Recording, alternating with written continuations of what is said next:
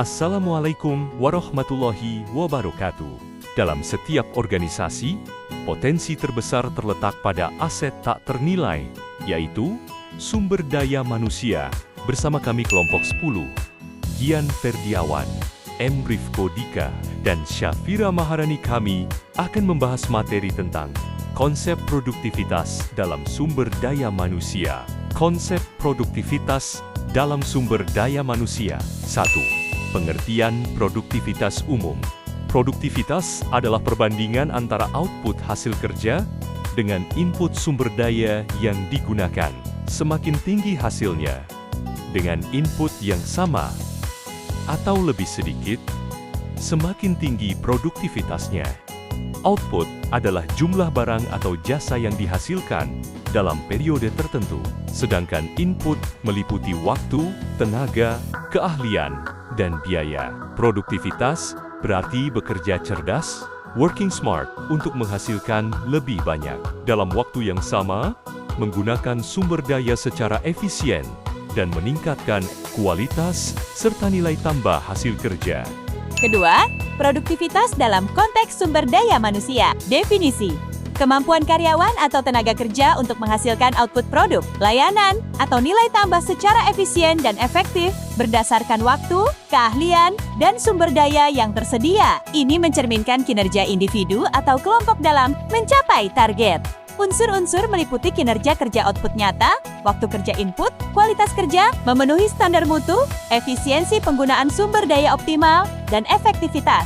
Pencapaian tujuan tepat. Indikator dapat diukur melalui jumlah output per karyawan, kualitas kerja tingkat, kesalahan, keluhan, absensi dan turnover karyawan, waktu penyelesaian tugas, dan indeks kepuasan karyawan. Faktor yang mempengaruhi: kompetensi dan keterampilan, motivasi, dan semangat kerja, kesehatan dan kondisi fisik, fasilitas kerja dan teknologi, serta lingkungan dan budaya organisasi. Ketiga, upaya peningkatan produktivitas sumber daya manusia melalui pelatihan dan pengembangan, teknis, soft skill, pengembangan karier, pemberian insentif dan kompensasi, bonus, tunjangan kinerja, penghargaan non-materi, peningkatan kesejahteraan, fasilitas kesehatan, fleksibilitas kerja, work-life balance, perbaikan lingkungan kerja, desain ergonomis, bersih, dan nyaman.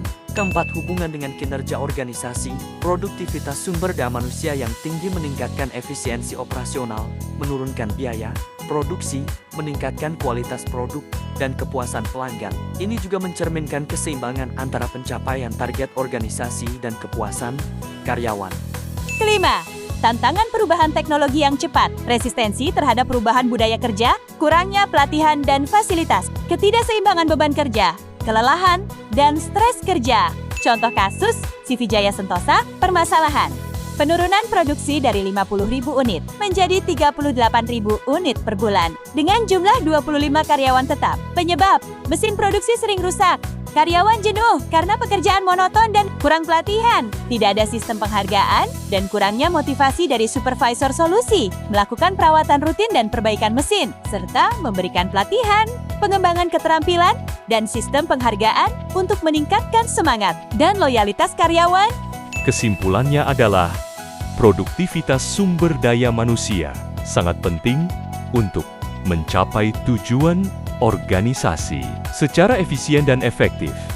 Ini melibatkan kemampuan karyawan dalam memaksimalkan sumber daya untuk hasil berkualitas. Peningkatan produktivitas membutuhkan strategi komprehensif yang mengatasi faktor teknis dan non-teknis, menciptakan budaya kerja yang sehat dan kompetitif.